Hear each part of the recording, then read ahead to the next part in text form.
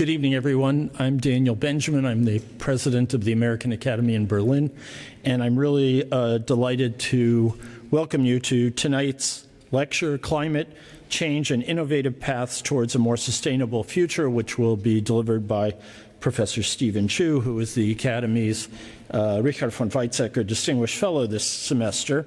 Dr. Chu will discuss the major technical challenges and potential solutions that could provide better paths to a more sustainable future.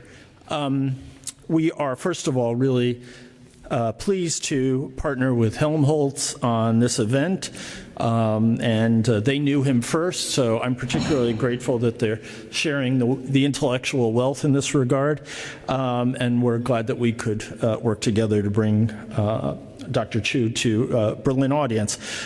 So I want to express my gratitude to Dr. Ottmar Wiesler, who's right here up front, and his colleagues for partnering with us on this event. As I mentioned, Dr. Chu is the Academy's Richard von Weizsäcker Distinguished Visitor this semester. This visitorship was established in honor of the former German federal president and co-founder of the American Academy, and it's awarded to an outstanding U.S. figure every year from public service who is committed to strengthening the transatlantic relationship and to working to address common issues. So I'm especially glad that Dr. Chu is the Richard von Weizsäcker Fellow, not only because Richard von Weizsäcker was the brother of a world-famous physicist, but also because Weizsäcker was truly one of Germany's great post-war leaders and a rare political figure who, both in office and out, did not shy away from addressing really, really difficult issues, most famously Germany's past. He did so fearlessly, and I think we can say of Steven Chu that even though he's looking back less and looking forward more, he is in his own way a pretty fearless and remarkable figure when it comes to confronting the most remarkable and outstanding threat of our time, which is climate change. I'm also pleased that he's continuing the Academy's tradition of focusing intensely on climate, among other visitors who we've had on the subject. Just last year around this time, we welcomed Gina McCarthy, the former White House National Climate Advisor and the 13th Administrator of the Environmental Protection Agency, as our 2023 Richard von Weizsäcker Distinguished Visitor. So we're very, very pleased to have this discussion with Dr. Chu. Let me just make a few housekeeping notes. Dr. Wiesler will formally introduce Dr. Chu in a moment. Dr. Chu's lecture will last about 15 minutes and will be followed by Q&A with the audience. So I hope you can hold the questions until then. Dr. Wiesler, over to you.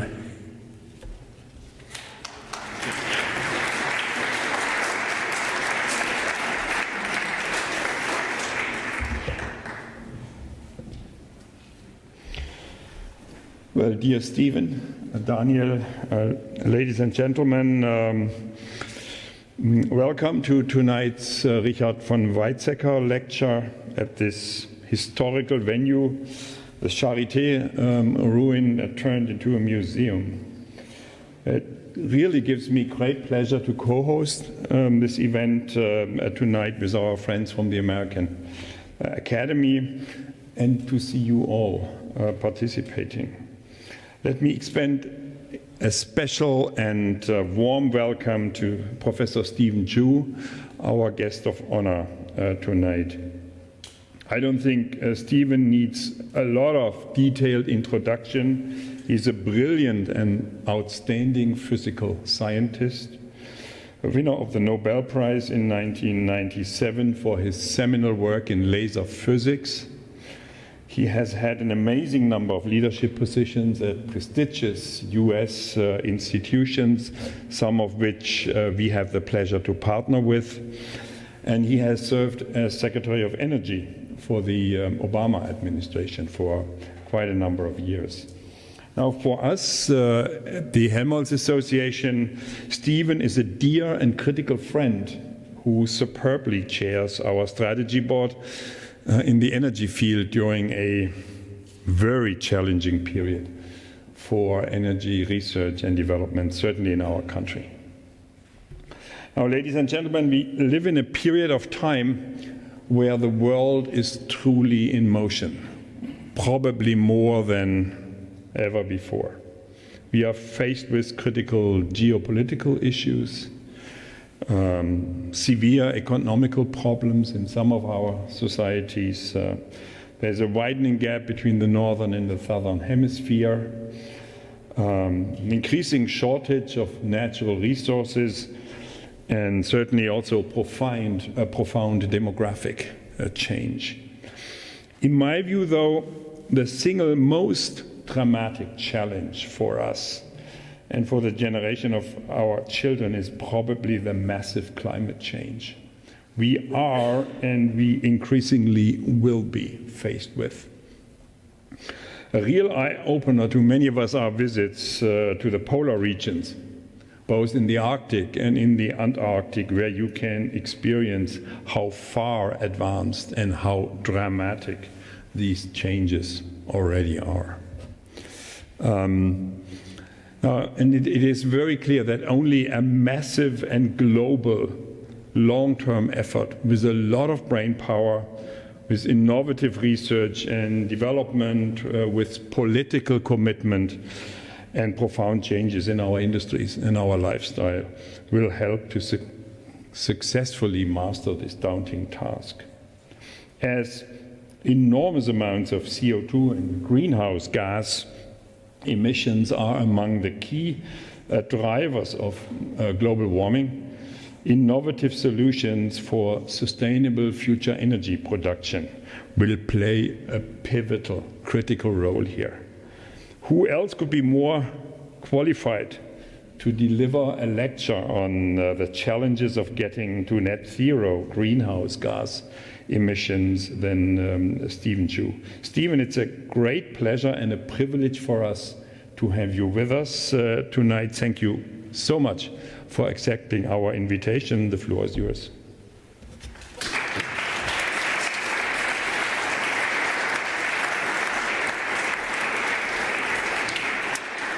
So, thank you very much for the kind introduction, and it's a pleasure to be here. I'm showing this as a backdrop, an introductory slide, for two reasons. This is a rising sun. Perhaps this is going to be a new day, so there may be hope. But there's this proposes something else, because you see only just the faintest curvature of the Earth, and virtually all of life is in maybe 10 or 15 kilometers up and down. And so it's to remind us of that we live in a very fragile place. All right, so let me begin. And so this is the global mean temperature from 1850 to 2004. And what you see is the temperature is going up.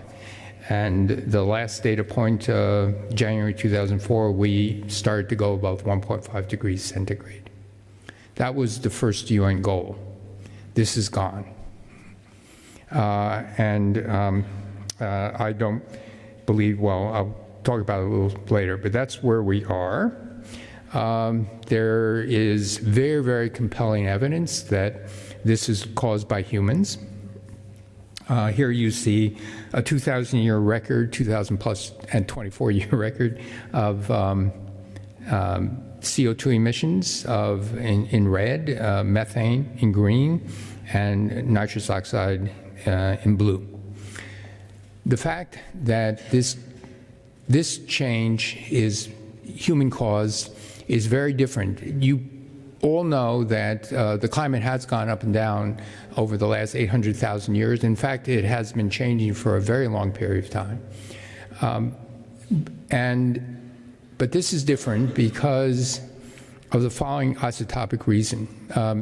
there's carbon-14. We use this for dating. Carbon-14, let me remind you, is made in the upper atmosphere by cosmic rays, turning nitrogen into carbon-14.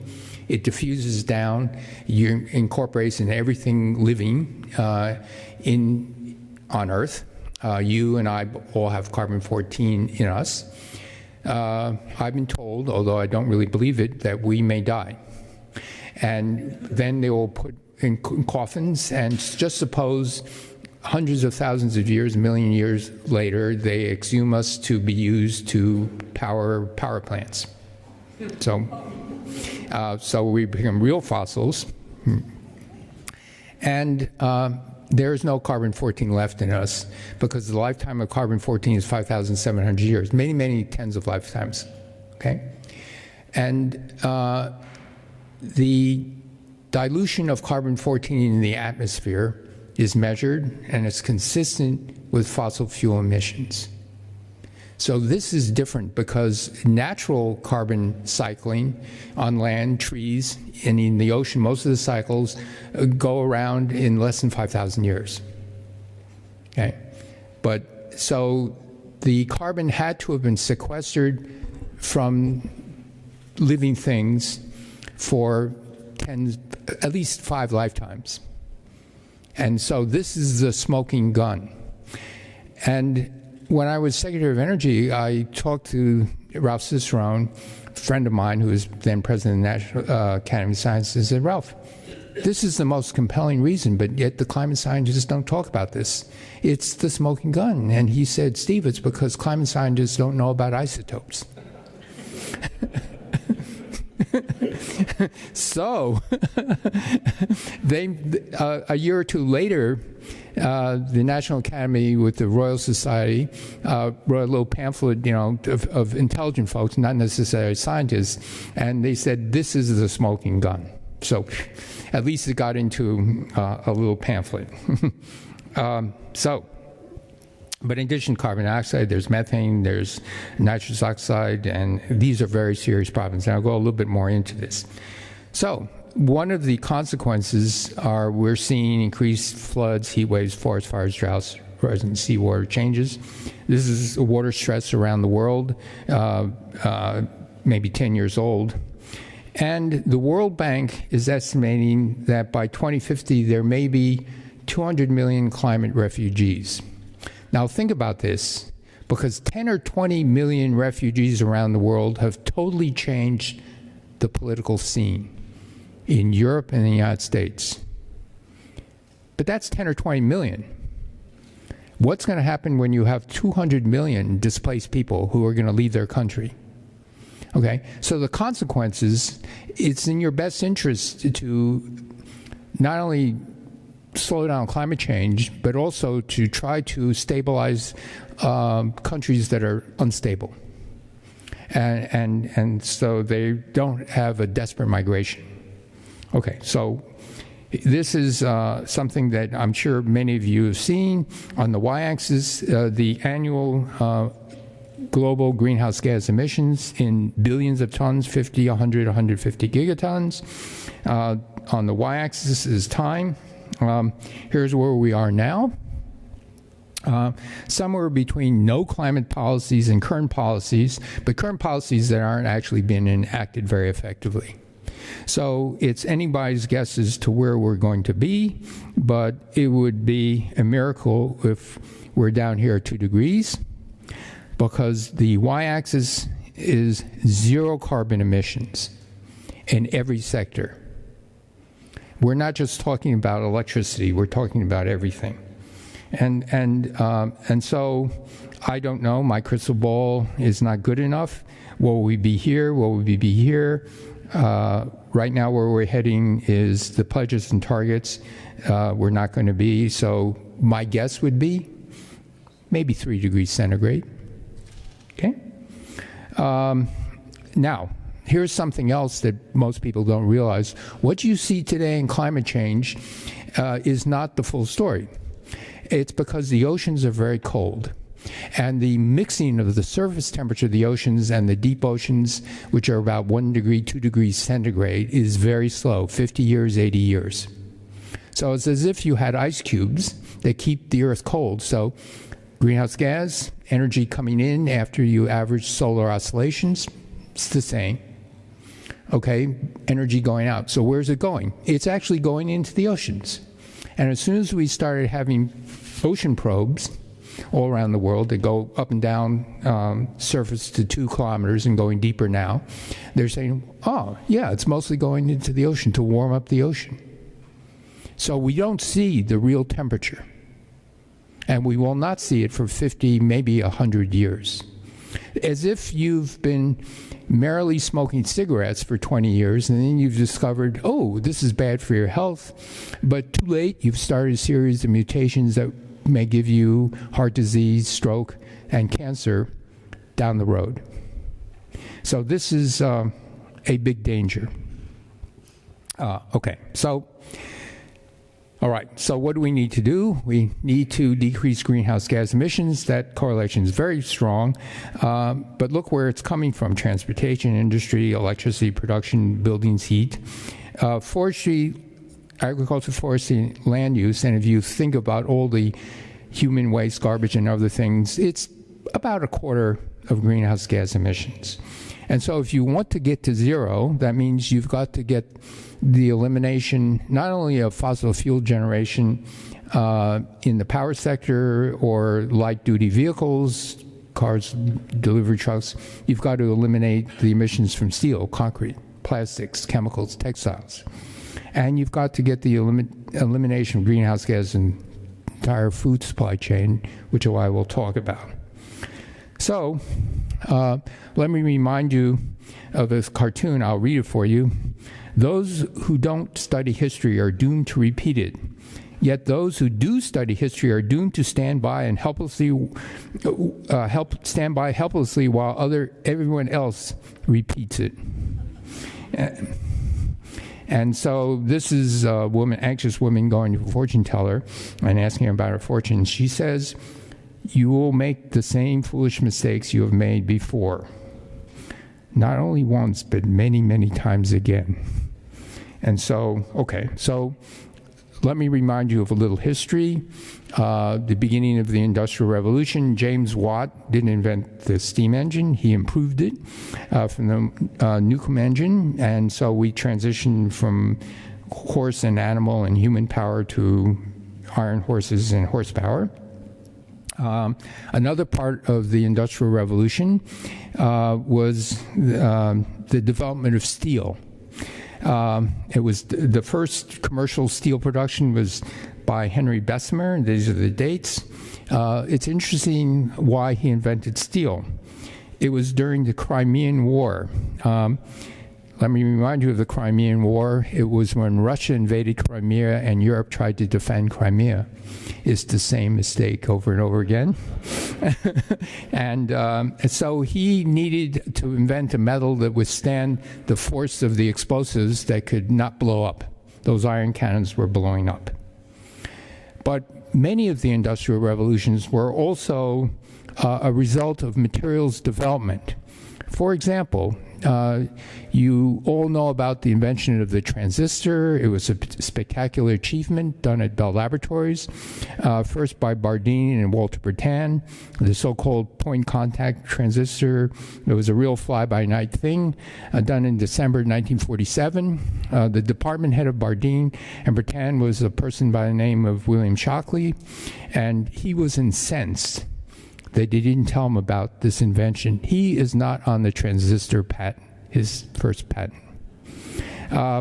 So he holed up in a room. He was a great condensed matter theoretical physicist, and in his anger, he was in a hotel room. He was going to give a summary of what we know about semiconductor physics at a conference, and essentially in 2 or 3 days actually lay down all the rules of what we know about semiconductor physics and band theory.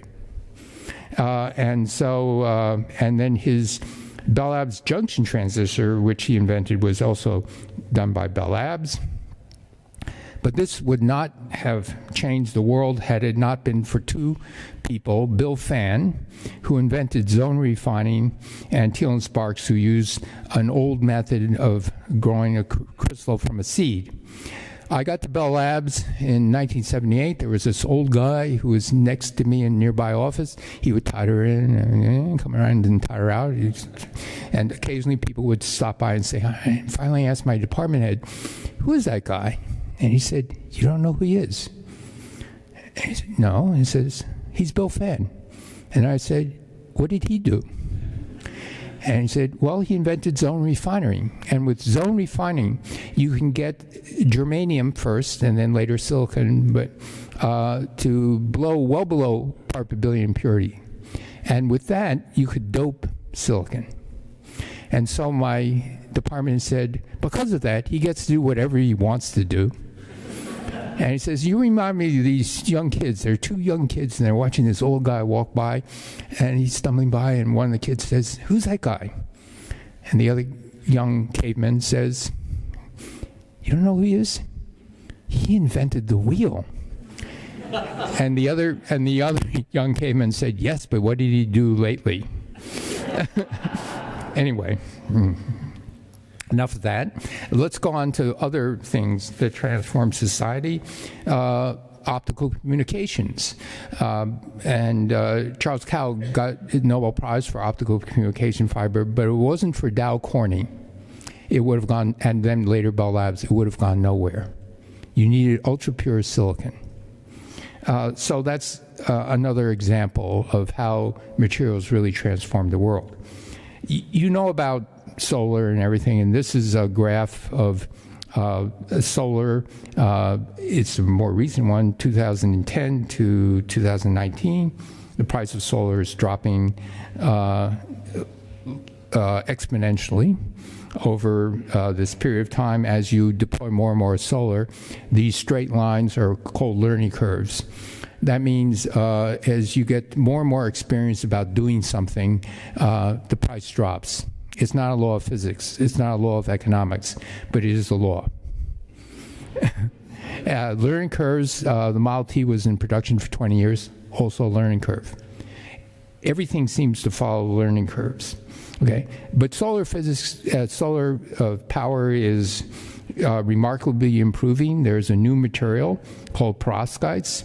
This is the cell efficiency of these new materials, very complicated materials of metals, halides, organic cations. So very, very steep learning curve of the quantum efficiency of perovskites.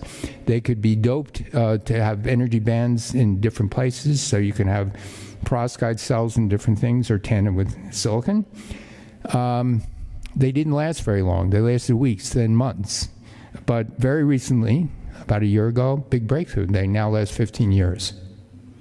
And it was a material science / physics thing. I talked to the people who did this, and they said, well, we just found out that the grain boundaries were moving around and they would make defects. And he said, we just stopped the grain boundaries from moving. So when this gets to be 25 or so years, it's going to take over the world. Very low energy. Instead of silicon that needs about 100 microns thick, could be a micron or less. And very cheap stuff. And so again, technical progress. Now, having said all this thing about all these great advancements in solar and wind, we're still going to need some industrial revolutions. And the reason is that solar, the so-called levelized cost of solar energy, that includes the installing the materials, the modules, the electronics associated with it, is below the cost of natural gas in the United States, and natural gas in the United States is 1/4 the natural gas in Europe. So it's very, very inexpensive, but it has to be about twice as inexpensive as natural gas or coal because of all the other things: enhanced transmission, distribution, backup generation, and energy storage. In the upper right-hand corner is a map of northern Africa and part of Europe. And these colors show how much solar intensity yearly averaged. It's Germany's solar sun is worse than about 95 or 98% of the United States. Okay, only you're better than Seattle. So no, New York City's better, except the sun doesn't come through for other reasons. But in any case, Africa is fantastic, and so people. This is just heuristically, but a lot of these are planned. These are high voltage DC lines. You can transmit energy very efficiently by DC, and in blue is operating. Light blue is operating. This is planned construction, and this is planned under constructions. And so what they want to do is they want to bring in very inexpensive renewable energy from Iceland, from Norway, and other places, and distribute it. Similarly, this is not planned yet, but people are beginning to talk, can we build something like this to get it into Europe? Of course, if you're in Europe, you say, well, I'm not so sure we're going to want our electricity coming from Algeria, Libya, Morocco, and in the Middle East, because it may be politically unstable. But you could send electricity, very inexpensive electricity to Europe, and if you can turn it into some energy storage like hydrogen, then it becomes more feasible. But doing without electricity is not a good thing.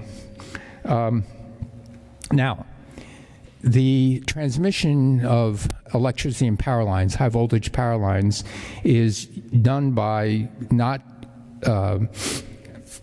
copper, because copper weighs too much, but by aluminum. It's not as good a conductor. But to give it the strength so that the wires could be self-supporting, there's a steel reinforced cable in here. And so now people are thinking very seriously about annealed aluminum, that's space filling, and the core would be carbon, which could be potentially much, much stronger.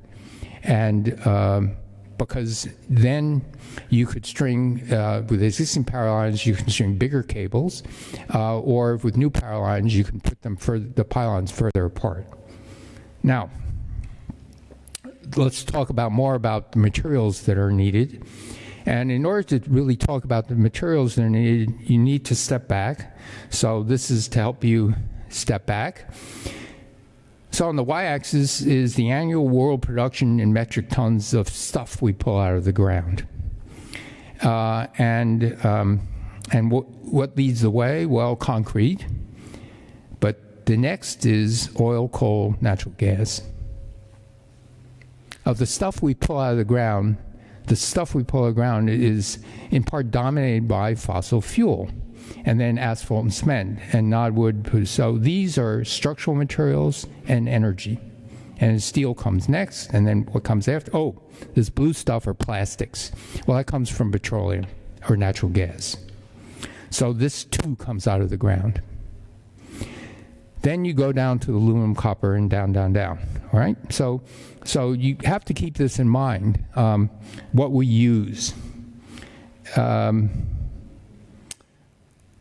What we're going to use is, and this tells you of what's going to happen, what we will need, and people talk a lot about lithium. It turns out, I'll mention this later, lithium is pretty abundant, but I'm beginning to worry about copper. When you do more electrification, you need more copper. And it not today or tomorrow or 20 years from today, don't look at the copper futures market, but that's the future is very short-term future.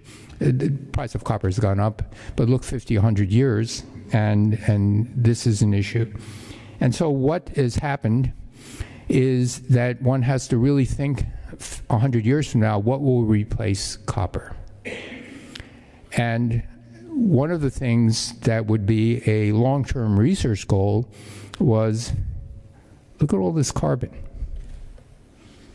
Okay, can you make carbon a better conductor than copper? Well, then the answer is yes. Nanotubes are orders of magnitude better than copper. And so it's plentiful, and it won't go in the atmosphere. And but these are some of the things we need to worry about now. Automobile companies are going up in voltage. They've doubled it. They're going to go up even double again, going to 1,200 volt systems to run the electric vehicles. And you would say, isn't that dangerous? Well, 600 volts was lethal too. And you just don't be an amateur mechanic and mess around with the electrical system in your electric vehicle. So that's what's happening. It's too late, by the way, to change the embedded electrical system in the world. Europe made a wise choice. They're 220 volts, where V squared over our losses. So you're 4 times better than us. And if we had to do it again, I would make it even higher. Now, the problem with even higher is there is a sparking issue. So I'm not sure how much higher you can go than 220. Another thing that people don't think of are called wide bandgap semiconductors. And what's that about? In the invention of the transistor, the first was germanium, very small bandgap. And they said, well, if you can go to silicon, because of the larger bandgap, you're less immune to thermal noise and things like that. But in power electronics, the higher the bandgap, the better off you are. In power electronics, that's converting all the things where most of the power we use is now going through, a lot of it's going through power electronics, and the conversion of AC to DC is better by 90%. It allows 10 times higher voltage, 10 times higher frequency, and twice the temperature. So when I was Secretary of Energy, we started investing in how to make better materials for silicon carbide and gallium nitride, because I said the electrical companies, ABB and Siemens, won't invest in material science. They will use what they get. And so we said, okay, who's going to invest in this? Well, this is good for public funds. So this is one of the advantages of having a total nerd in a cabinet position. It may never happen again. But it would never happen again because we would never get a president like Obama, because I never did politics. And he just reached in and said, you know about energy, you know about things I care about, will you join me? In November of 2008. He was so charming and so good, I called my wife after talking to him one-on-one for an hour, and I said, this guy's really good. If he asks me, I will say yes. A couple of weeks later, he asked me, and I said yes. I would not say yes to many presidents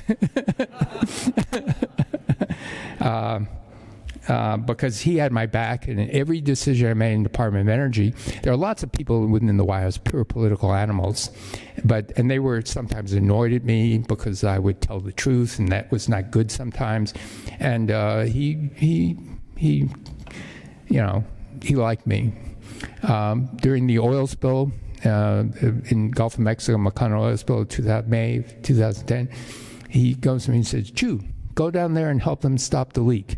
He meant not form a committee. He said, you go down there and help them stop the leak, which I spent 2.5 months, half time down there, living in Houston. So he was a weird president, good president, a great president. All right, here's a few other issues.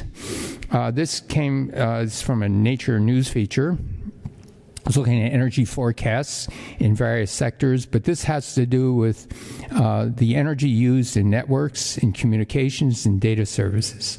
For example, data centers in 2010 was a few percent, 1 or 2% of electricity consumption. And it's projected to go up by a lot. And this is what we call a expected scenario, and so we're talking about electricity from communications and data center perhaps being 21% of U.S. energy. This is the intermediate scenario. The bad scenarios, it could be significantly higher. And one of the things that people may not know is that in the computation part, blockchain technology uses half the energy for so-called data mining. Now, as a policy decision, as far as I'm concerned, they should outlaw cryptocurrency. Yes, idealistically, it had some good features, but its first applications are money laundering. And this is not so good. So this is a projection. What to do about it? Oh, I have a slide. I took it out, but there's new. I was a little afraid the audience wouldn't appreciate this. But if you make projections of current semiconductor technology, it's called CMOS technology. It's the standard thing that everybody uses. It can get more efficient by 2 or 3-fold, but you need 10-fold to keep this in check. And there are new technologies like ferroelectric materials that have promise. It's pure research at the moment. It's not actually pure research. There's a few startup companies. What's a ferroelectric? Use an electric field to align spins and atoms. And it works like the old magnetic memory. You send a little current through a little iron core, and it becomes magnetized. And then you don't need any power anymore. So once you have a spin this way or spin that way, it's a logic memory. And then from on and off, you can actually turn it into logic gates. So a friend of mine that I recruited to join the Department of Energy to head my solar energy program, Ramesh, is now founder of a startup company called Kepler Compute, trying to commercialize ferroelectrics with an order of magnitude or more decrease in power. So we need something like this in order to prevent this from growing. All right, so energy storage. All right, here's my favorite battery. Let me explain to you how it works.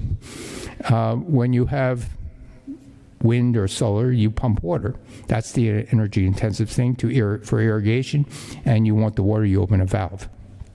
And so the object is you can store energy in a very inexpensive way, and pump storage is 95% of all energy storage around the world. And so when I was in the Department of Energy and beyond, I was a big advocate of pump storage, because if you have existing dams, you can get turbines that pump water up, and you can pump water up if it's 30 meters or higher, and then you let water down. It doesn't sound very efficient, but it's 75% efficient round trip. Okay, it can be over 80 if it's a higher dam. And so who are the leaders in pump storage? Well, China, followed by the United States, and believe it or not, Japan. Germany is fourth. I was very encouraged that in 2022, the regulatory agency that allows the licensing of this gave permission to build up to 1.9 times the current pump storage in the United States. Not all of it will be built. So that's good. So that would put us here. What about China? Well, China's over here, but it goes that way. China wants to go from 34. Hydropower is in power and energy. You need both. You need high power and you need energy. This happens to be the power, 34 gigawatts to 270 gigawatts. So it plans to have more energy storage than the rest of the world combined. Okay, they're very motivated. Anyway, okay, so let's continue.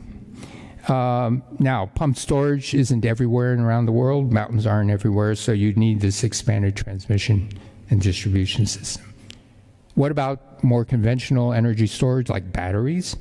So here's a graph of battery technology in energy per unit weight, energy per unit volume, both important parameters. Cell phones were driving a lot of this development. This is the Tesla battery. And where my crystal ball says we're going to be somewhere around here. It's not just the crystal ball. I do battery research now, and I'm also on the board of a battery company called Amprius, founded out of Stanford, and we are sending samples with this this thing. They are not lasting that long. For an EV, they have to last 1,500 cycles, and they last a few hundred cycles, but that's good enough for drones. And so that's what's happening. The cost is very good. Another learning curve. This is cost in exponential logarithmic scale. So when you see a straight line, that means there's an exponential change. And this is powers of deployment of batteries, just like deployment of solar. And so we got in this very, very nice learning curve. Year 2000, lithium-ion batteries were $2,000 a kilowatt hour. 2020, they dropped by a factor of 20x less expensive. And by 2030, I said 50 kilowatt hours is possible. The manufacturers like GM and Ford are really saying we don't want to pay more than $90 for a battery pack, not just the cell, the whole thing. And so this is driving this. So when would the learning curve stop? Well, let's say in semiconductor Moore's law type of thing, the design rule is 2 nanometers. The structures are maybe 5 to 10 nanometers, and they're going to stop when the size is a few atoms. Okay, but what's going to happen with batteries? One question is what about materials? And so let's talk about materials. Well, cobalt, nickel are already getting precious, and the automobile companies are already switching to iron phosphate. Already. Lower energy density, but much, much cheaper. And it's unlikely to run out. Okay, so here's the abundance of Earth's crust. The most abundant thing we have that's a solid on the Earth is silicon. It's like sand. And these are some of the others, aluminum. So here's a lithium. Lithium's pretty far down. This is an order of magnitude. But lithium is the same abundance as nitrogen and sulfur, and nitrogen and chlorine rather. This is so it's not rare. That's a lot of stuff. So what's the problem? The problem is how do you get it out of the ground or out of whatever. Most of the lithium today comes from pumping water underground. Salty water has a lot of lithium in it. Ratio maybe 2,000 sodium to 1 lithium. Doesn't sound like much, but there's a lot. And the question is, can you extract it in an economical way? Because right now we pump it out of the ground, we evaporate these big lakes of salty water until it becomes really hard, and then you use chemical means to precipitate out lithium. But it's very polluting because you've pumped a lot of bad muck out of the ground, and you're depleting saltwater aquifers. Well, that wouldn't be a problem, except freshwater aquifers lie on top of the saltwater, so you deplete the saltwater, the freshwater goes in. So you're actually beginning to deplete freshwater aquifers. So we started thinking about this, and this is Chung Lu. She's now an assistant professor at the University of Chicago, and when she was a postdoc in my group, and she was a graduate student of Eastway, worked out of a way of being able to take out of a big mixture of lithium, sodium, and other things. She showed that you can preferentially get lithium ions into iron phosphate, some cheap stuff, and then make it come out. And her most recent results at the University of Chicago, then I had nothing to do with this anymore. You start with lithium to sodium 1 to 220,000, and with one pass, with some tricks of this iron phosphate, she can get 8 times more lithium than sodium. But it may not work commercially because this is diffusing atoms in and out of material. So it's essentially a kind of a battery-like thing. So there should be better ways, and in my group we're working on ways that I have more confidence that may be commercial. This may or may not be, but it's okay. I mentioned before we're going to iron phosphate. It has lower energy density than the nickel, manganese, cobalt batteries. The long dream is to have a metal anode, solid metal lithium, instead of lithium and carbon or lithium and sulfur. And so that would be the dream. But the trouble is, when you have any metal battery, if there's a little bump on this metal, when you're plating, you're taking lithium from the cathode and putting it back in the anode, if you have a little bump, that bump has a high electric field, and it makes more lithium go there, and so you get this runaway effect of dendrites. And so the question is, how can you stop this from happening? Most of the work is on making different electrolytes that have a better protective layer that automatically forms on the metal electrolyte surface. For the experts, it's called this SEI layer, solid electrolyte interface. And for the last while, I've been thinking, well, can you make a barrier that allows lithium to pass very easily through and still prevents this from happening if it has enough tensile strength, structural integrity? The answer is yes, you can make this, but I promised my people I can't talk about it until the patent is established. But it seems to work. Okay. So I'll give you a thing. We made a lithium sulfur battery, and over 300 cycles, absolutely flat. For those of you who know about batteries, lithium metal, sulfur, it doesn't do this. It begins to degrade after tens of cycles. What happens here is that there's a known chemical effect interaction with the lithium and the electrolyte and the sulfur. But we think we have electrolytes that cures this problem. If you just look at the half battery, just lithium, 1,500 cycles flat. So that means the sulfur is not getting to the lithium anymore. So this magical barrier screens out the sulfur. We think that we haven't shown this scientifically yet, but we think this magic material, it's a two-layered material, two-dimensional stuff, can actually, in aqueous batteries where you have metal ions like sodium and iron and things, if you can keep water from going onto the anode, you can make a water battery, a water salt battery, that is not limited to less than 1.5 volts or 1.3 volts, because if you go higher, you make split water, make hydrogen oxygen. No good. You don't want to make hydrogen oxygen, you want a battery.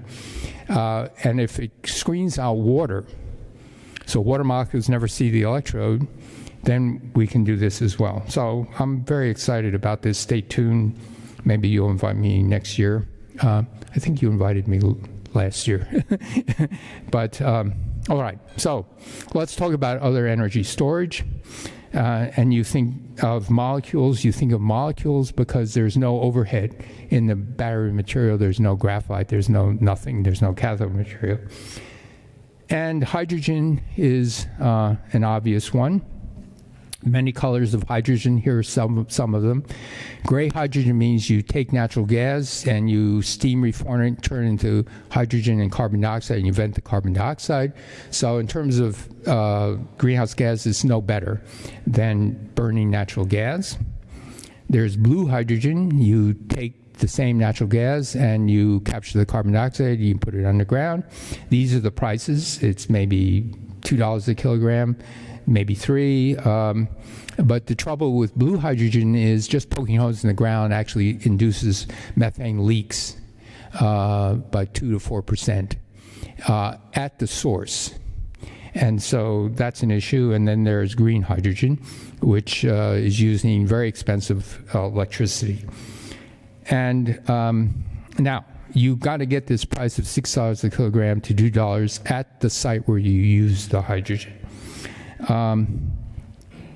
Hydrogen's good because hydrogen is a reducing agent, so you can, instead of using coke, which is from coal, you can use hydrogen. You can use hydrogen and burn it, so it can be processed heat.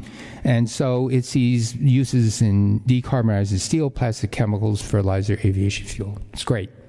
Problem is hydrogen is very leaky. And we have no remote sensing of hydrogen.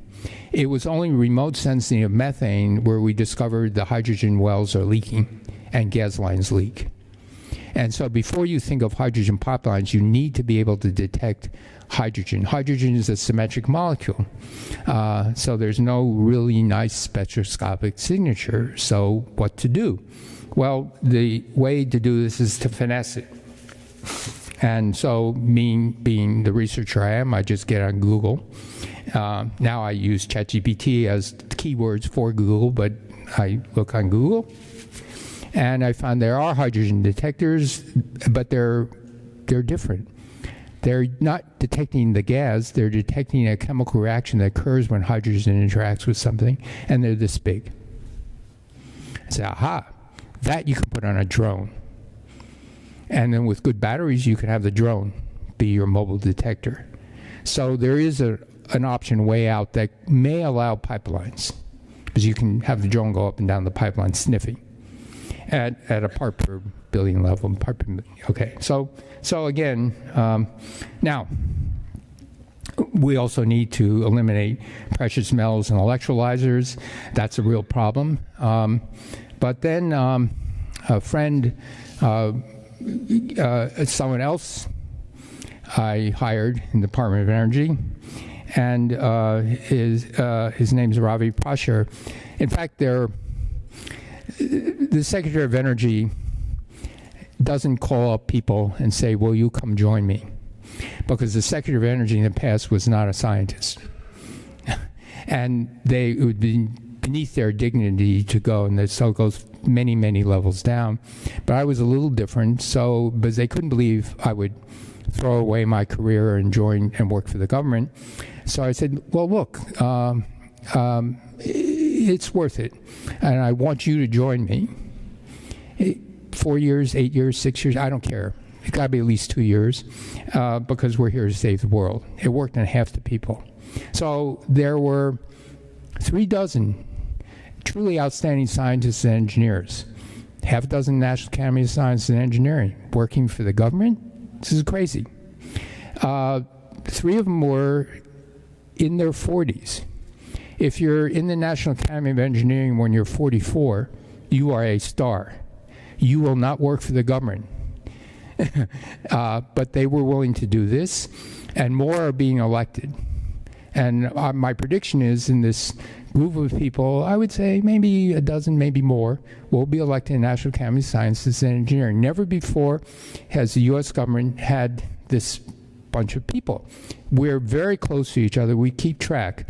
Breakthrough Energy Ventures, half their staff are people I hired. Okay, because I got on the phone. And the rumors, the people at lunch heard this, that if you were working for the Department of Energy in 2009 to begin in 2013, you must have been smart. Can you imagine a government reputation? You're working for the government, you must be smart. It's like Bell Labs.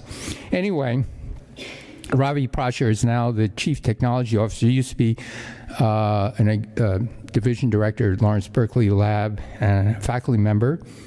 And he said, we've got a new electrolyzer. It's 88% efficient. Fuel cells turn hydrogen into electricity, but they can go the opposite. They can learn electricity and hydrogen. So this is a real opportunity because you can send electricity where it's needed, whether it's petroleum refinery, whatever, to make hydrogen at the site. Because right now we ship hydrogen around in steel gas at 10,000 psi by truck. And so, very exciting news. It's high temperature, but hey, it doesn't matter because this is economy of scale, and the petroleum industry has shown us that you can have Haber-Bosch process and other things that really work well at high temperature. And this is much lower temperature. So I'm very excited about this fuel cell technology. They overcame the last hurdle. The solid oxide fuel cells did not last, but now they're lasting. So it's just like perovskites. So this is also very good. Ultimately, you want to take CO2 that you capture and recycle, but also from the atmosphere and water, use some clean form of energy, start to make hydrogen and CO. But in the end, you want to make long hydrocarbon molecules that we use in liquid fuels, diesel, gasoline, and jet fuel. But the trouble is you need cheap source of electricity, which means that's in special places around the world. And how do you transport hydrogen around the world? And so another goal is to get liquid energy carriers, put them on a supertanker, and transport around the world. So the question is, how much does it cost to ship crude oil halfway around the world and store it in these oil tanks, let's say in the Middle East to China? And the answer is 2 cents a gallon of gasoline. Okay? So oil tankers are the transcontinental transmission lines across oceans. So the goal would be you've got to get it into a liquid form.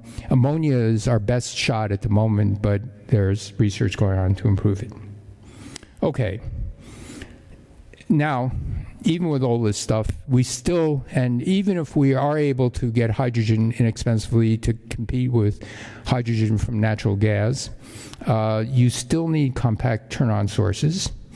And the choices are coal, natural gas, and then you've got to capture the carbon and sequester it, or nuclear fission, and then you've got to deal with the spent fuel. Okay, so because this is Germany, I've added a few more slides about nuclear power. There are 440 nuclear reactors worldwide. They're supplying 10% of the electricity, 20% in the United States. It's a fifth of our electricity supply. And this is what's happening. And there's new technologies about the size of these reactors. These are called small modular reactors.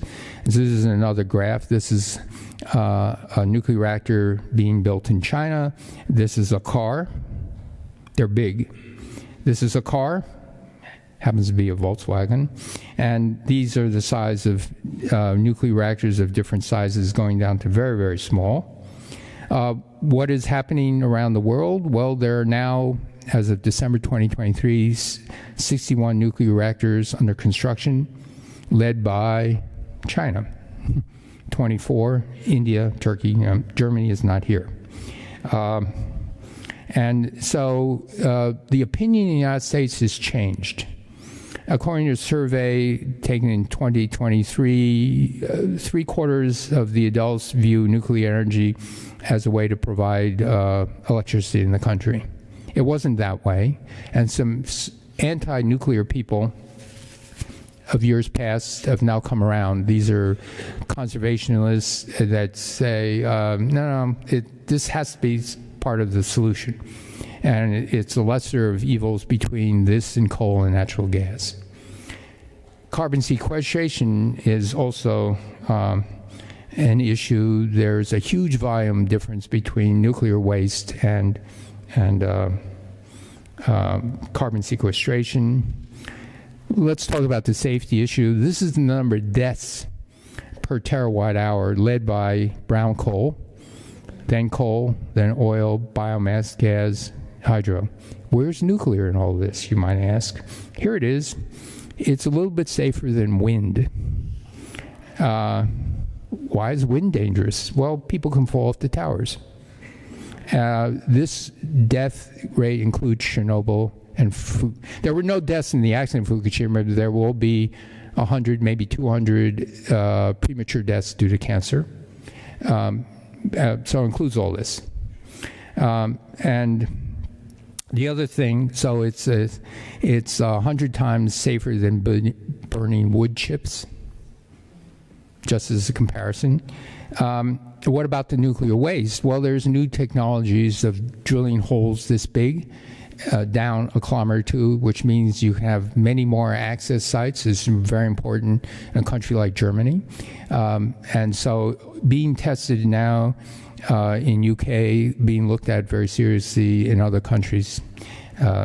Okay, so, and this is just to remind you where German electricity comes from. about a third of it, roughly, 36.5% from this thing is from fossil, and the rest is renewable. And of the fossil, it's all burning. Okay, so the deaths are caused by particulate matter in particular. So, and now, in terms of radiation, I'm trying to convince people that the fear of radiation is a little bit overstated. If you, just in background radiation, you're at a much, much higher level, and the food we eat is about 10%, maybe 15% of the radiation we're exposed to. We actually eat it because it comes in the form of things like bananas. Anything that has potassium, spinach, greens, it has radiation. Okay? Now, the FDA, in the United States Food and Drug Administration, has this recommended daily requirement of potassium, and they don't think the radiation potassium is a health hazard at all. And you should not stop eating spinach and salad and greens and bananas because the background radiation is about 300 millisieverts, but it ranges by a factor of 5.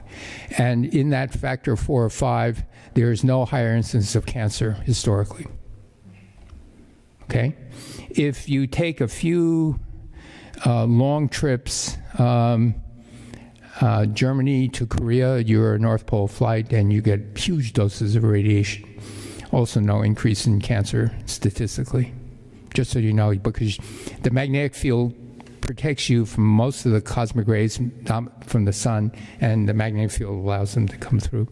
So there is no, at this low-level exposure, there is no health hazard. And so this is where the radiation comes from. So, 1 millisievert out of this natural radiation, like 10 or 20% is coming from food. And you think eating radiation is bad for you. Another thing about nuclear is it's gotten very expensive. This is the cost. Overnight costs mean how much would it cost to construct a nuclear site.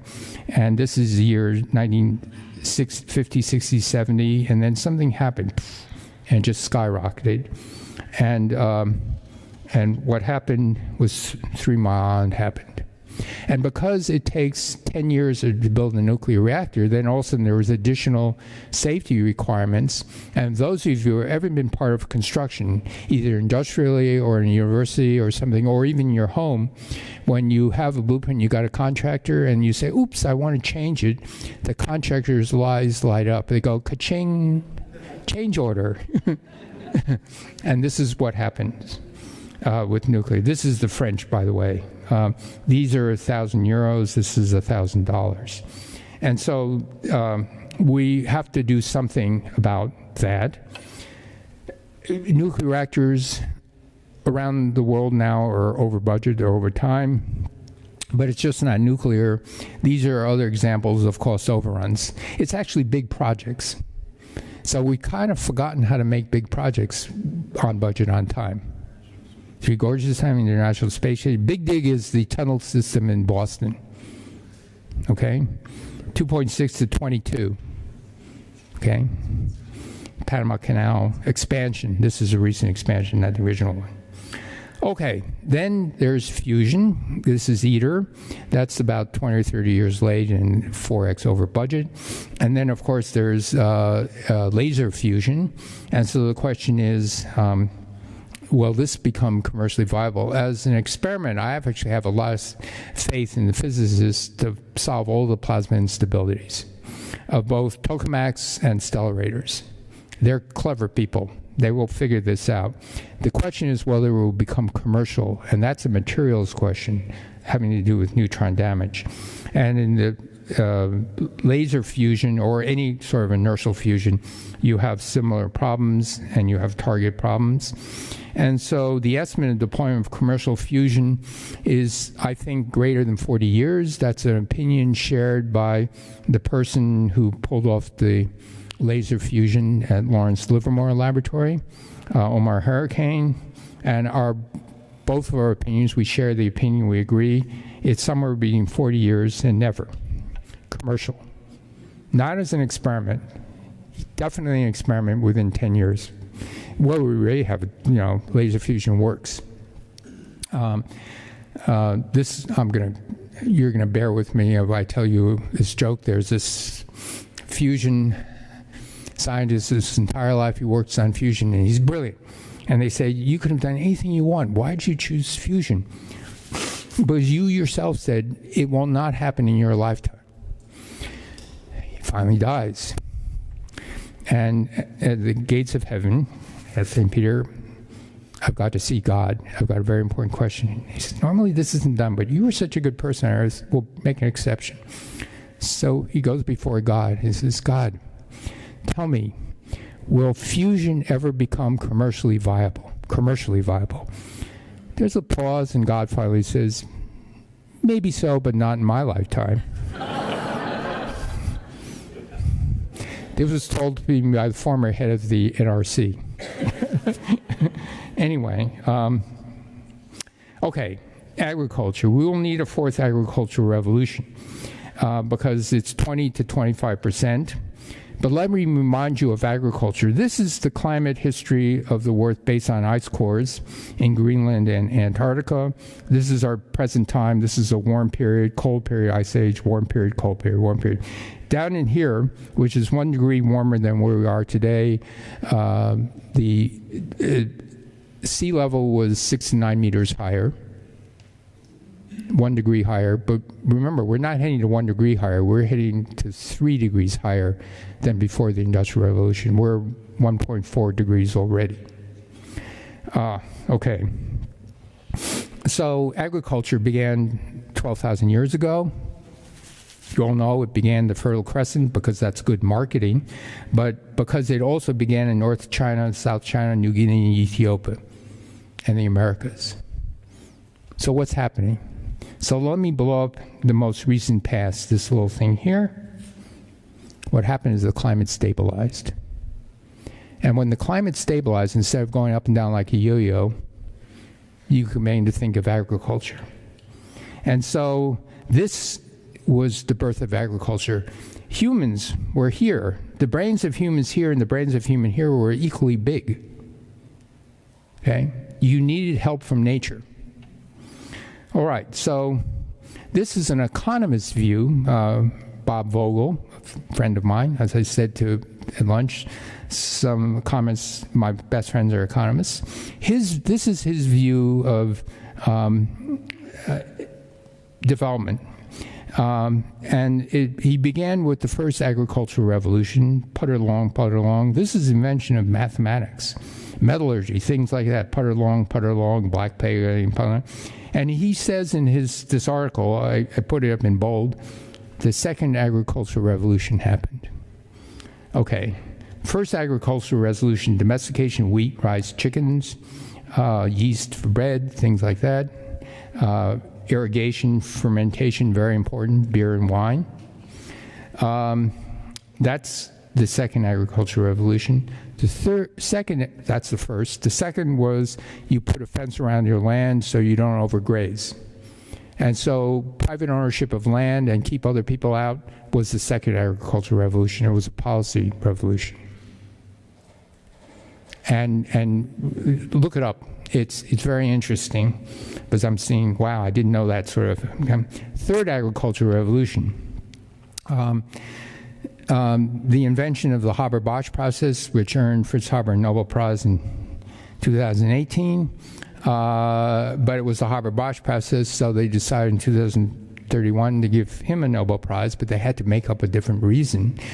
But they gave a Nobel Prize for the Haber-Bosch process, so they said for the invention of high-temperature, high-pressure catalysis, which was the Haber-Bosch process. But it was also plant breeding. This is Norman Borlaug, who worked in developing countries, and he bred dwarf strain of wheat that had big kernels of wheat that could withstand nitrogen fertilizer and irrigation, and of course some of the environmentalists hated Norman Borlaug because they didn't like fertilizer and they didn't like irrigation. And then he defended himself and said, you know, you are fine folk, but you live in Brussels and D.C., and you've never lived in impoverished countries like I have for the last 30 years. And before you demonstrate, you live like those people. Anyway, that was the, so it was the combination 1961 to 2021, 3 to 9 billion people. This is the land put under cereal production. This is corn, rice, wheat, other things. Didn't increase because of irrigation and fertilizer. And they still demonstrate against irrigation and fertilizer. And this is cereal production, nearly threefold. And so, now, if you look at greenhouse gas emissions of some of the things we eat, this is cattle and beef. Why? Because beef burp, and the methane is a very bad greenhouse gas.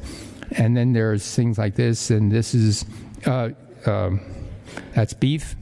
This is pigs. You're in Germany, so you can feel happy that you eat pig and you're way than beef. And chicken is a little bit better. And of course, eggs are better, and rice and tofu and everything else.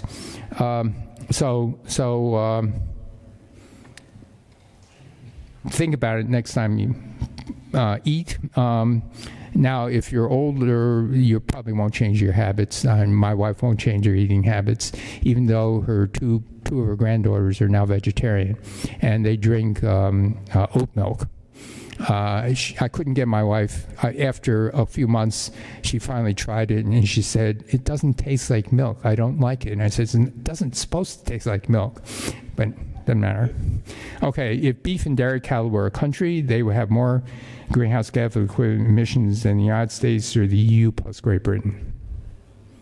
So it is a big deal, but now, since you can't pass laws to change dietary habits, then it's a technology thing. Can you feed cattle something that makes them burp less? Because the microbes in their gut are parasites. It's not symbiosis. They steal the food from the cattle and they make methane. And we know this because we can feed them certain diets like seafood, a type of seafood from South Asia, and tenfold less burping. They're particularly fond of the seaweed. And so there must be other things we can feed them, or, inoculate them or things like that. Okay, so there are solutions. By way of an editorial, oh, no, it's not. I didn't know when I started. It says 157 minutes. You've been very patient. If you take all human mass and the animals we eat and put on one side of the scale and all the other mammals in the world, okay? Lions and tigers and squirrels and mice and the other side of the scale, we are 96% of biomass. So if you want to think of geoengineering, we are doing geoengineering on a grand scale with agriculture, okay? We've really changed the world. There are technologies that work here. This is a company in the Bay Area called Pivot Bio. They develop microbes that you plant with corn, and these microbes enter into a symbiotic relationship with the roots, and they take nitrogen from the soil and they feed the plant. It's just like in the movie Little Shop of Horrors when the plant says, feed me, the microbes say, sure. And it works, but it doesn't work that well. Only 50% fertilizer, and it took 8 or 9 years to develop. And so I used to be on the board of a company that helped do this genetic development called Zymergen. It investigated all these things, robots, all this good stuff. But synthetic biology that was used to reprogram the microbes was done one gene at a time, and it was too slow, and it took 8 years. And so from that experience, I said, if we can put in 10 or 15 genes at a time, you can type out on a typewriter and synthesize them and stick them in there. You can have massively parallel experiments and optimize in a year or two. And so we think we have a way in my lab of getting 50 or 100 kilobases into cells, okay, which is what you need. You can only get 6 kilobases into cells using viral methods. So again, knowing these problems actually altered what I do in the lab. But as I said, we're likely going to go over 550 parts per million, and so carbon capture will be necessary. And you've got to lower the cost of carbon capture. It's way too high. These are my guesses of what could be acceptable in society. But I love back of the envelope calculations, and we're emitting 52 gigatons of carbon dioxide a year. And given agriculture and the long time scale, giving airplane fuel and other things and all the industrial processes, it won't turn on overnight. It will take 10, 20, 30 years, maybe longer. So we should be capturing 10, 20 gigatons of carbon and sequestering it. But the talked about possible way of storing carbon is to pump it underground at very high pressure and temperature. It comes superfluid and comes at density close to water. But to store 10 gigatons per year, let's do a back of the envelope estimate. 2 billion tons of solid landfill waste around the world per year. So that's 5 times more, 20 is 10 times more, but the density is 4 or 5 times lower. So the sheer volume of the garbage equivalent is huge and non-trivial, okay? But it's still absolutely necessary. Another really great carbon capture method is solar power. It's called growing crops. And all the biomass that we don't use for food, can you dry it out, compact it to the form of pellets, little pellets. Wood pellets are too big. Wide pellets, because fluidizing, we maybe pipe them around. And it turns out if you dry it out below a certain hydration level, microbes don't grow, fungi don't grow. And then you put this dried out stuff in a big plastic bag, which is non-biodegradable, and it's good. By the way, you do not want biodegradable plastic because the plastic comes from natural gas and petroleum, and then you're going to just throw it out in the atmosphere. You just want to make less plastic waste, which goes back to this other thing. We've gotten spoiled by use once, throw it away. Okay? And so now, having said that, you can also begin to say, oh, if there's enough credit for sequestering carbon dioxide, that could stimulate people just to grow biomass, simply to grow biomass to compact, dry, and store away. There is this volume problem, but at least you can do it locally on a farm where there's more area. Okay. So, but I'm going to start to talk about a root problem. This is the population of the Earth from 1 million years ago to the present time, and this is the population. It's growing very rapidly. It didn't get there. This was a Science article in 2011. It didn't take 13 years. It took fewer. But there's something happening around the world. If you don't know, there's this great website called Gapminder, founded by Hans Rosling. I don't know. Any people know this website? You can put in data, and you can put it on the x-axis and you want. And so if you put in babies per woman, this has to do with population growth. 2.1 is the break-even point because of infant mortality. And so I just toggled in Germany, US, India, China. You go forward and forward in time, and by the time you're 2022, this is 2. Okay? Even India, which is not a rich country, is getting to go below break-even. It's a natural birth control. Okay? So what to do about this? Well, here's what the economists say about this. Increased economic prosperity of virtually all countries is based on having more young workers to support a smaller aging population. That's called a Ponzi scheme. Okay? It's fraud where you have more newer investors to pay off the older investors. Okay? Okay. So, now think about the issue. And so what are the economists saying? You need more people. You need labor. The economy is going to go down because there are fewer workers. So you got to get, but what we're in is a transition. We've seen other transitions. When you went to mechanized farming, you didn't need farmers. So what happened? These farmers went to the cities and made stuff. Appliances, cars, things like that. Factory-produced stuff. Okay, but what's happening in our factories? They're becoming more and more automated. If you do not automate in a factory, you're dead. So you're fewer and fewer factory workers. And so you've got to redefine wealth and to learn to live with, doing with fewer people to break this Ponzi scheme. And if I look at huge population decline, Germany is in decline. It's below 2.1. China is going into huge decline. They've said, this one-person child thing's a huge mistake. They're encouraging their young people to marry and have more and more kids, but they're not. Their fertility rate's going from 1.5 to 1, despite encouragement. Korea, Japan, starting way early. And so what do you do? And so what has Japan done? Well, now, to be fair, Japan's economy, GDP, is flat. But there's something else going on because they're beginning to say they can use robots to help assist the living.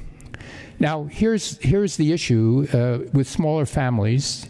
Your children and grandchildren are dispersed around the world, and if you have 1 or 2 kids, well, your children take care of you. And so is it possible that you can have a robot help you get up? Now, this doesn't have to be a sophisticated robot. Think of it getting out of a chair. You have a lift for the chair, and then you have a walking cane and everything. And as you get older, you might want to help taking a shower, things like that. Companionship is a big deal.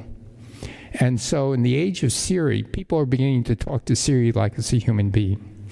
And in Stanford, there's one of the inventors of machine learning, Fei-Fei Li. And she's spending her time, and this is machine learning, she taught how to tell the difference between cats, dogs, and fire hydrants. And she's spending her time in machine learning for medical care. And I was talking to her and said, taking care of older people and having somebody talk to your parents and grandparents, it's like an avatar. And it can, it's not fraud. You can tell your grandparents you're talking to a robot, but the robot will tell you, your kids, download, and then you get a synopsis view, and then you can talk to your parents. But you need companionship. And we need a different definition of wealth.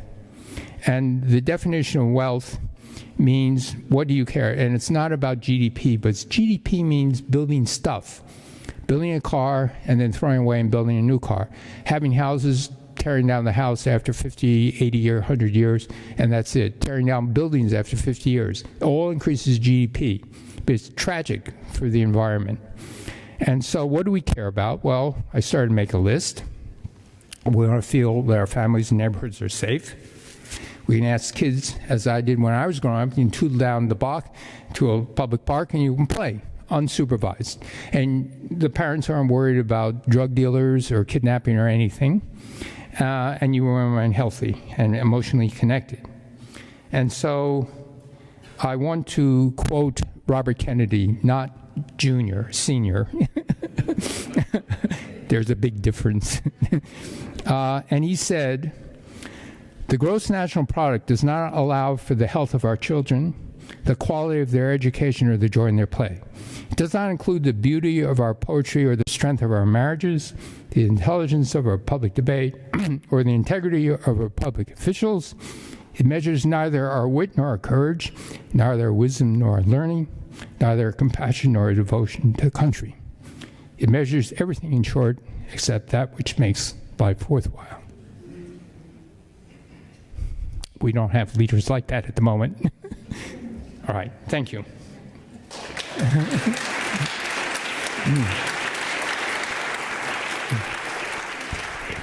Thank you. Maybe two slightly connected questions. The first is nuclear power has been shunned for quite some time. So, say that again? Nuclear power had been shunned or somewhat disregarded for quite a time. In Germany. In Germany, but also worldwide to some extent. And why does this increased interest come right now, especially during the last two or 3 years? And connected to that question, is there any suggestion or hint that you can give to people in Germany who would like to change the public perception of nuclear power? I forgot to push the auto record button. Anyway, thank you. Nuclear power, there is maybe a renaissance, and I say maybe because it's still very expensive to build. But there's still a strong hope that we will figure out how to build nuclear power plants on budget. In one of my slides, there's about 150 nuclear reactors being built. But it needs that, but you still need safety regulations to keep it safe, and you also need education of the public. And I was trying my best to say it's not really dangerous compared to other forms of energy. I personally think that if it can be built on budget on time, like in the 50s and 60s and 70s and 80s, it will be affordable. That's affordable. Those prices are affordable.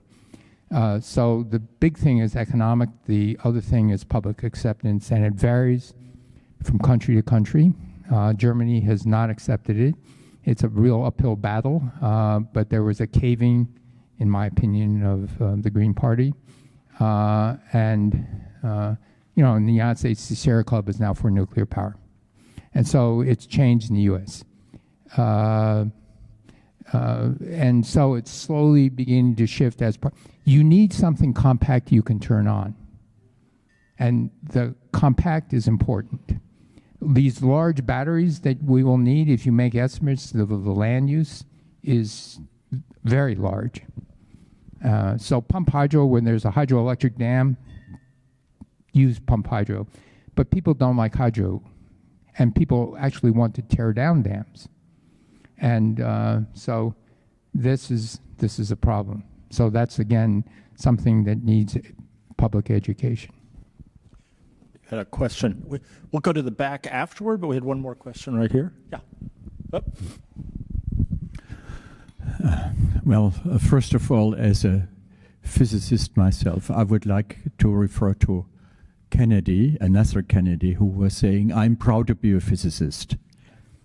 Your talk was absolutely fantastic. That was no question.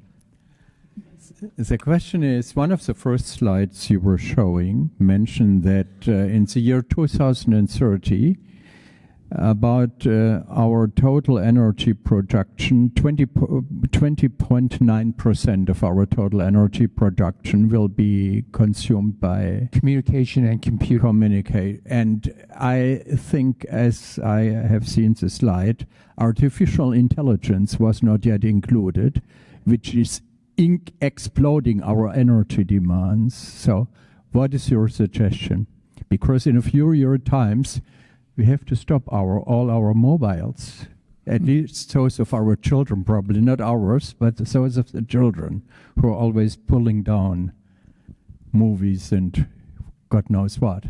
That is one question. If I'm allowed, I have another one later. Okay, that was 20% for electricity. The good news, it can't go over 100%, but that was the middle case scenario. And artificial intelligence is enormous. I used to be on the board of directors of NVIDIA, which is a shame because I could be worth hundreds of millions of dollars and then not had to resign, board Secretary of Energy. But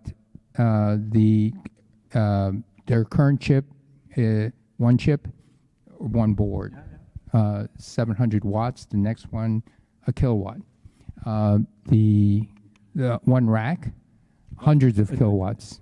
Training one scheme takes and then huge, energy. and then you need a huge bank. And so, and unlike other compute, artificial intelligence has no bound. You know, it has an insatiable appetite. If you go on the NVIDIA website, they make a big deal about how they're trying very hard. They brag about the NVIDIA chips. Don't you know? This chip is, they say, is so much better than the conventional thing, but it doesn't matter. This is a huge problem, and everybody knows about it. We need solutions. That's why some very smart people are beginning to look at completely different semiconductor technology, like ferroelectrics. But we do need some solutions because and with all due candor, let's outlaw cryptocurrency. But even if we do that, it doesn't matter. Artificial intelligence is huge. Thank you. We're running out of time, so I'm going to ask. There was a hand. Oh, there's that hand. Yeah, I love the optimism that you give to us when with placing emphasis on technological innovation, and that gives us I'm good. hope. So you weren't completely depressed. I'm not now. After your talk, I'm not so depressed anymore as I was when I came here. But we know about the dangers of climate change since about 1985 or 1990, 50 years ago. So technological innovation hasn't prevented us from running into the crisis we have come up to by now. What makes you, given that you've worked in politics, what makes you so optimistic that technological innovation is going to save us in the next 50 years? However, we even haven't got 50 years anymore. We have at the most 20 years or 30. Okay, to be honest, I'm very bipolar about this. Sometimes I'm optimistic because of technology, and very pessimistic because most people don't understand the urgency. Now, I didn't show these slides, but I'm reminded of the Titanic. This is a big ship. There's people, and they say, there seems to be an iceberg ahead. Is there an iceberg? And so for 20 or 30 years, hey, is that real? Okay, and then if you saw the movie The Titanic, these people up there are saying, turn, why aren't we turning? Because it takes 60 years to turn the ship on average. But it's worse than that, because the slide didn't show that would maybe get you more depressed, is in transitioning from wood to coal, and then away from coal to natural gas and oil. In this slide, and fractional things, like in the United States, we're doing this, took about 60 years.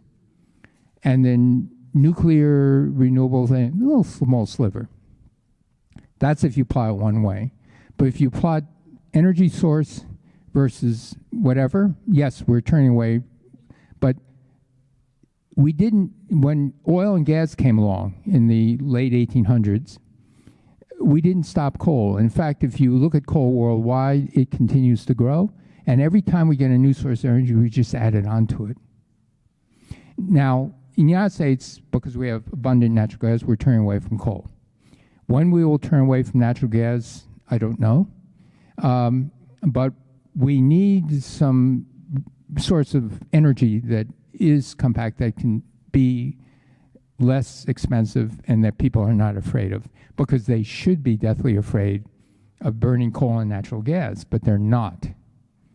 And so in the U.S., you know, there are people who are trying to obscure this, that it's not that dangerous, and not to worry. It's so far in the future.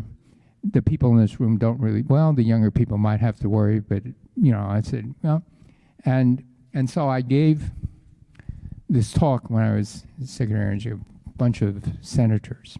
And I said, imagine, it's a small group, and I said, imagine you're on your deathbed and you're surrounded by your family, your loved ones. and one of your grandchildren says, Grandpa, you were in position to do something, and you didn't. Don't you love me? And my chief of staff said, you can't say that anymore. Why not? Because it makes them very uncomfortable.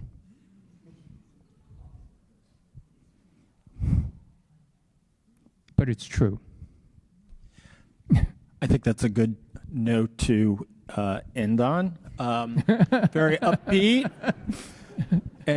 Think of it as an incitement to political courage. Thank you so much. And the older people in the room, well, Germany's in a different mindset, okay? So, but America has this real problem because we produce fossil fuel, and we're the largest exporter of fossil fuel today, U.S. Thank you again. Thank you, Dr. Wiesler and Helmholtz, for partnering with us on this event. Thank you all for joining us. Just want to mention tomorrow night, the Academy will have its last Fellows presentation of the year. It will be Johannes von Moltke. That's actually an American professor, who will be speaking on the cultural politics of the new right. And while we stay with this subject and maybe prod even more reaction on the subject, on Monday, the 13th at 6:30 p.m., we're going to be hosting Dr. Chu's former Deputy Secretary of Energy, Dan Poneman, on the topic of navigating the nuclear future, safety, sustainability, and security. We didn't do this on purpose in the same fortnight. It just worked out that way. We hope you will join us for that at the Festsaal of the Humboldt Graduate School on Luisenstrasse 56. Not very far from where we are right now. To sign up for that event and for more information, please check our website, check our newsletter, and in the meantime, let's go have some refreshments. Thank you for joining us.